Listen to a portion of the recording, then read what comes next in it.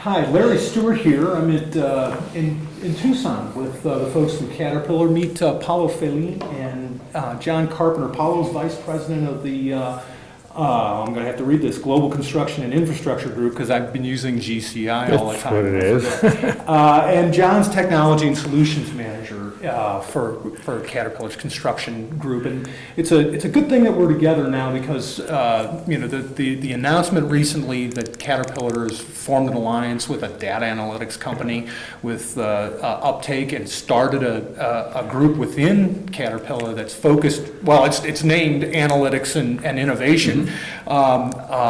Certainly raises the question, how is big data playing a factor in the construction industry and in Caterpillar's business? And I just wanted to talk a little bit first of all, give me a sense for what analytics and innovation really deals with. I mean, for the first thing I think of is product link and telematics data. Is that the big portion of that organization's job? Well, I think it is a big portion of it, but if you think of telematics and you only get the information on, let's say, the engine is overheating or this is where I'm located, it's more of a description of where that piece of equipment is or what it's doing.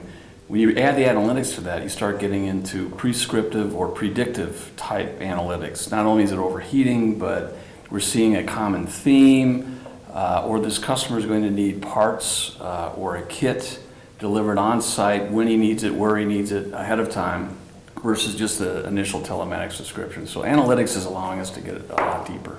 Okay, all right. I think to add, we used to look for data. We used to try to create data. Yeah. Now we have all the data we want. So the focus is what do you do with that data and how do you analyze it? How do you use the data to produce something? Mm-hmm. So that's the real crux of it. How do we use that data? What do we do with it? A few years ago, sensors were very, very expensive. Mm.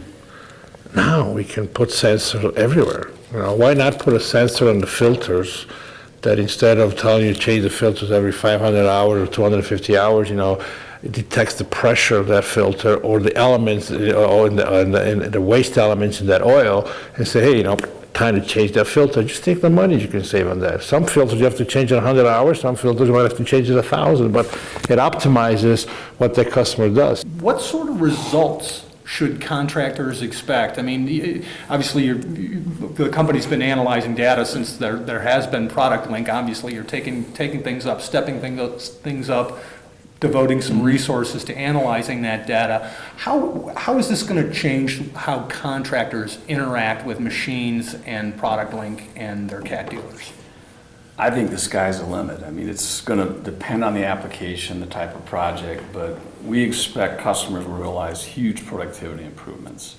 To be able to bid ahead of time by knowing through the analytics exactly how much dirt needs to be moved, where it needs to be moved, and then to be able day by day to study against progress against that plan, how you're doing, will not only help that particular project be more productive, but that customer will be more productive when he bids on the next deal. Safety, just the simple telematics of being able to know exactly where your bucket tip is and where it needs to be, and not have to put a man or a person in the trench to try and measure whether it's deep enough or not. A couple of years ago, I went to visit customers and they talked about technology or how can they improve their performance through technology. They kind of looked at me and they say, okay, what's next? Where's my machine? Mm-hmm. Now when I go to see customers in the last year, the first half an hour of the discussion with them is discussed about, how can you help me through technology? Okay. And there have been 3 steps in technology. One was on the machine themselves,